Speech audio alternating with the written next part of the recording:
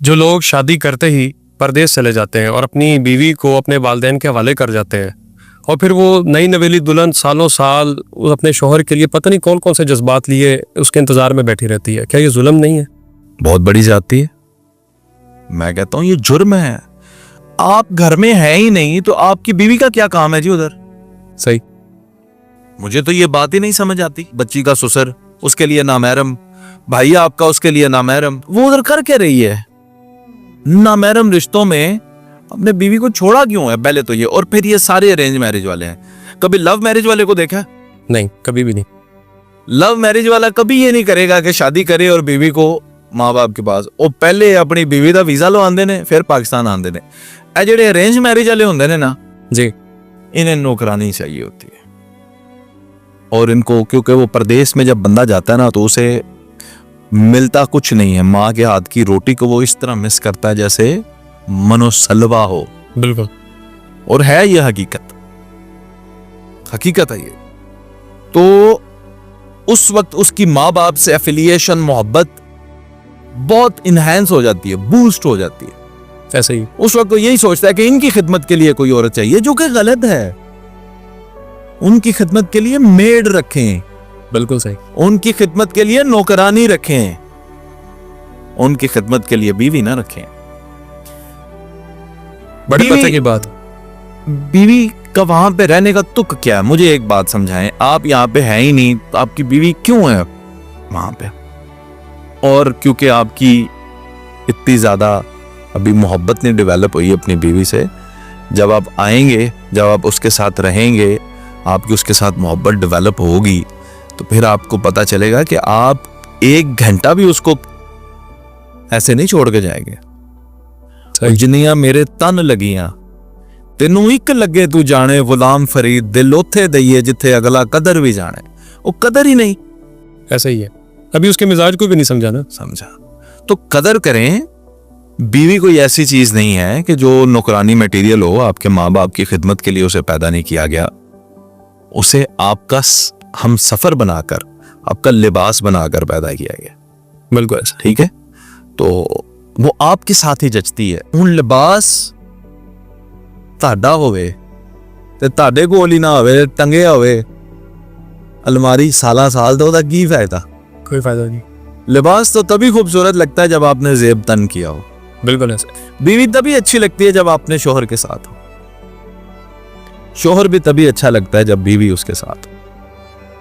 अगर आपको मजबूरियां हैं परदेश की और ये मसाइल हैं, तो आप अपनी अटमोस्ट यही कोशिश करें कि अपनी बीवी को वहां लेकर जाएं। बिल्कुल सही है। और कुछ लोग सिर्फ इसलिए नहीं लेकर जाते जी, अखराजात नहीं पूरे होंगे। क्या नहीं होंगे? अखराजात नहीं पूरे होते। अखराजात नहीं पूरे होंगे। वो ताड़ी सारी जिंदगी नहीं पूरी पानी भुखे हो। जैसे नीयत वैसा पद। तो सबसे बड़ा सदका क्या है जी? घर वालों पे खर्च करना। माँ बाप, बीवी, बच्चे जी। आप उन पे ही नहीं खर्च कर सकते। वो ही आपको तकलीफ लगती है, मैं उधर कैसे रखूंगा? क्यों गए वे ऊपर देश? उनका पेट, यार बीवी और बच्चों का पेट पालने के लिए पाकिस्तान भी बहुत है। आप तो वहां जाते हैं लग्जरी लाइफ के लिए। बिल्कुल। और वो परदेसी खुद लग्जरी लाइफ नहीं जीता, परदेसी के घर वाले जीते। ऐसे ही। तो यार परदेसी, जब तुम वापस आओगे मेरे भाई, मैंने परदेश काटा है नरोज खान, शुक्र है मैं शादीशुदा नहीं था। सही है। मैंने परदेश काटा है। परदेसी यार, तुम जब वापस आओगे, तुम्हारे बच्चे छत जितने जवान जब हो जाएंगे, वो तुम्हें उस तरह बाप नहीं मानेंगे जिस तरह हमारे माशरे में बाप की इज्जत और ताजीम होती है, रौब दबदबा होता है। हाँ, वो कोई नहीं मानेंगे तुम्हें। बिल्कुल। तुम्हारी बीवी भी तुमसे जुदाई के बाद अब तुम्हारे साथ वो मोहब्बत नहीं रखेगी। बिल्कुल। जो टाइम स्पेंड करना था वो तो गुजर गया। क्योंकि तुम्हारी जगह उसकी तमाम तर जरूरियात पूरी करता था तुम्हारा बेजावा पैसा। ऐसा अब उसे तुमसे ज्यादा तुम्हारे पैसे से ही मोहब्बत है। फैक्ट है, ना माने। अब जब तुम पैसे देने बंद करोगे ना यार परदेसी भाई, तुम्हारी बीवी भी तुम्हें हो सकता है रोटी भी ना पका के देखे, उठ के आप पका लो, उथे भी तो पकाते रहे हो ना। ऐसे ही है।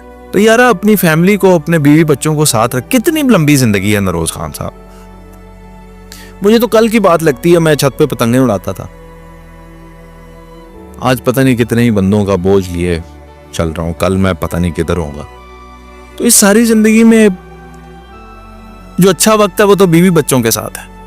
लेकिन बहुत सारे केसेस में ऐसा होता है कि इतनी दूर तक लाइफ चलती नहीं है। जो बाहर गए होते हैं ना, उनके बच्चे जवान होने तक की नौबत ही नहीं पहुंचती, वो तलाक़ें हो जाती हैं। उसके उस आदमी के माँ बाप जो है उसकी बीवी की शिकायतें इतनी कर देते हैं, वो समझते हैं कि मेरे माँ बाप सच्चे हैं। हाँ जी, वो पागल है। ये भी एक अर्मिया है। मैं आपको बड़ी तल्ख हकीकत कहने लगा हूं कि माँ बाप हमेशा सच्चे नहीं होते।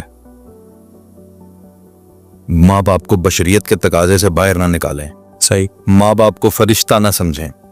मैं ताजीम अपनी जगह, बिल्कुल सही। मैं ये नहीं कह रहा उफ भी कहें, वो बात अपनी जगह, लेकिन वो गलत बयानी कर सकते हैं, कर सकते हैं, झूठ भी बोल सकते हैं, तलाक भी करवा सकते हैं। अब किसी बेटे को, बशमूल मेरे आपके इस वीडियो को सुनने वाले तमाम मर्द, किसी बेटे को यह नहीं लगता कि मेरे माँ बाप तलाक करवा सकते हैं। ऐसा ही। तो फिर कौन है? ये तो जांच पड़ताल। अगर मेरे घर में भी नहीं है, आपके घर में भी नहीं है, तो ये जिनकी हम बात कर रहे हैं वो कौन है? नरोज खान साहब हमारे ही घरों में। सिर्फ सर्कमस्टांसेस, हालात मुख्तलिफ होते हैं। आप खुशहाल कर दें, मसाइल कम। आप थोड़े से हाथ टाइट करें, मसाइल ज्यादा। आप अपनी बीवी के साथ रहते हैं, मसाइल और। आप बीवी से हट जाएं, बीवी को उधर छोड़ कर जाएं, मसाइल और। तो यही लोग हैं जो फरिश्तों की सूरत में भी नजर आते हैं, जो दूसरा रूप भी धार लेते हैं। बिल्कुल सही है। माँ बाप हमेशा सच्चे नहीं हो सकते। और फिर आपको जरूरत ही क्या है कि टेलीफोनिकली माँ बाप की या बहन भाइयों की या बीवी की बातें सुन के माँ बाप के खिलाफ होने की, या इतने ही कच्चे हैं आप। आजकल जदीद दौर है, ऑब्जर्व करें। और मैं तमाम मर्दों से ये कह रहा हूं, तमाम मर्दों से ये कह रहा हूं, तीसरी दफा दोहरा रहा हूं, तमाम मर्दों से ये कह रहा हूं, कभी कभी अपने माँ बाप की बात को भी काउंटर चेक कर लिया करो। सही है। हाँ, तुम्हें पता चल जाएगा, ज्यादा दूर की बात नहीं। बीवियों की बात को ये काउंटर चेक करते हैं, बीवियों की बात को काउंटर चेक करते हैं। माँ बाप की बात को भी कभी चेक कर लेना, आंखें बंद करके यकीन ना करना। और हर वो रिश्ता, आज तो मैं ये आपको ओपनली कह रहा हूं, हर वो रिश्ता जो आपसे जुड़ा है और आपको ये तरगीब देता है कि इस औरत को छोड़ दो, तलाक दे दो, तलाक की बात मुंह से निकालने वाला हर वो रिश्ता जो आपको कहता है इसको तलाक दे दो, वो आपका सगा नहीं, वो आपका रिश्ता नहीं। उसमें आप जिसको मर्जी बिठा दें। बिल्कुल सही है। तो तलाक की बातें भी छोटी छोटी होती हैं, लेकिन जब बाहर पहुंचती हैं ये चेंज हो चुकी है। सारी गाली बदल जाएंगी। बिल्कुल। मर्दा ज़ेन जो बदल गया तो सारी गाल बदल गई। Thank you sir.